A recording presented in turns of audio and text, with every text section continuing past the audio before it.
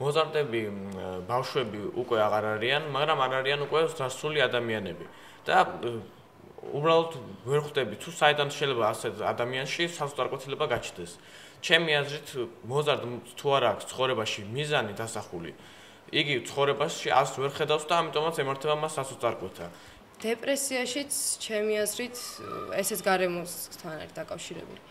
თქვათ ძალიან ბევრი ადამიანი მინახავს რომ დეპრესიაში ჩავარდნილა იმის გამო რომ მეგობრები არ ყავს ან მეგობრებმა რაღაცას ისეთი გაუკეთეს თქვათ ბოროტება ისე. და თუ იგი დაესახავს მიზანს, აი თქვათ გახდეს ჩაბარს რამე უმაღლესში და მიყვება ამ მიზანს თანდათანობით და ბოლოს მიაღწევს. და შენ ახალ მიზანს დაისახავს. მას უბრალოდ სასოწარკვეთა ცხოვრებაში საზღვარგოთა არ შეხვდება და უიმედობა შეიძლება ისე წამოვიდეს რომ ერთხელ რაღაც ცადოს ადამიანმა და არ გამოვიდეს და მამაში იმედი დაეკარგოს. ბევრი იმედის შეიძლება რომ იყოს დასაკარგი, იმიტომ რომ ბევრს გასწრებია იმედი და ბევრს აღარ აქვს იმის რწმენა რომ ის შეუძლიეს და უნდა ცადოს ყველამ ახლინა ყველაფერი რომ ბოლოს ყველაფერი გამოვა. რა, ზოგს ოჯახში აქვს პრობლემები, ზოგს ფინანსებთან არ ვიცი, ძალიან ბევრი პრობლემები არ ვიცი.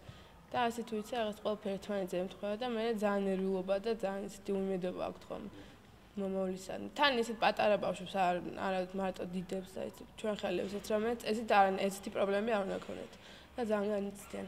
ოჯახში არის პრობლემები, თქვათ მშობლები სულ ჩხუბობენ, ან არ აქვს საშუალება იმისა, რომ თქვათ ამ ბავშვმა წიგნები იყიდოს, ან ჩაიცვას, ან რაღაც და ემართება კომპლექსი და მე ვარდება სასოწარკვეთილებაში და ამის გამო ემართება დეპრესია. ასევე არის სკოლაშიც შეიძლება დაჩაგროს ვინმე და ეს კომპლექსებია და აქედან გამომდინარე არის სასოწარკვეთილება.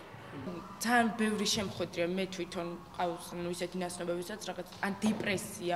უბრალოდ აი დეპრესია არც იციან ალბათ რა არის დეპრესია და ხშირად აი რაღაც უმიზეზოდ ტირიან, ცუდად ხდებიან და იძახიან რომ მე დეპრესიაში ვარ და ჩემი აზრით ადამიანი ყველაზე სასოწარკვეთილებაში მაშინ ვარდება, როცა აი ყველაზე მთავარ ეტაპზე არის ცხოვრების მისული და სწორედ მაშინ გამოუჩნდება ის რაღაც ისეთი პრობლემა, როდესაც შეიძლება მე სასოწარკვეთილებაში ჩავარდეს და უდიდესი ცოდვა როგორც მე ვიცი და ადამიანის ბუნებიდან გამომდინარე უნდა ყოველ შემთხვევაში ვერ იდოთ სასოწარკვეთილებაში ჩავარდნას, რადგან ამით ვლინდება ადამიანის სუსტინების ყოფა, როდესაც მას არ შეუძლია რაღაც გადაწყვეტილების ისე მიიღოს გადაწყვეტილება, რაც მისთვის იქნება უკეთესი. ერთი პერიოდი, ანუ ეს ფრჩხილებში რო ჩავსვათ ცვეტში იყო დეპრესია. ანუ ყველა ვისაც შეეკითხებოდი, ვაიმე ცუდად ვარ, დეპრესიაში ვარ და ეს შემოვიდა ეს სიტყვა და ანუ მოდაში იყო რომ ეს დეპრესირებული ახალგაზრდა და რაღაცა. ნუ რატომ მოხდა ესე ვერ გეტყვით, მაგრამ უბრალოდ ვიღაცა მოიწყენდა და ნუ ამას არ ქონდა დეპრესიას. უსიყვარულობის შედეგია ეს ყველაფერი.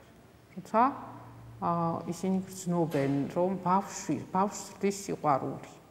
და როდესაც ის გრძნობს, რომ სიყვარული არ არის და ძალიან კარგად გრძნობს, რომ არის ინდიფერენტული მის მიმართ დამოკიდებულება, შემდეგ მას ნელ-ნელა აღარ უყვარს თავისი თავიც და ეძებს ისეთ საშუალებებს, სხვადასხვა წამხედურობითაც, რაღაც მოდის აყოლით და მიდევნებით, მაგრამ მაინც არის ეს მაინც ერთი ძირი აქვს ამას ყველაფერს და ისევ და ისევ აი აქ მივდივართ ძიძების სიმრავლე ჩვენს ოჯახებში მთელი დღის მანძილზე პატარა ბავშვები რომლებიც მთელი დღის მანძილზე არიან ეგრეთ წოდებული ახანგრძლივებული ჯგუფების მოსწავლეები და ვერ ახდენენ სრულფასოვან კონტაქტს დედასთან განსაკუთრებით ეს პატარა ასაკში ხდება.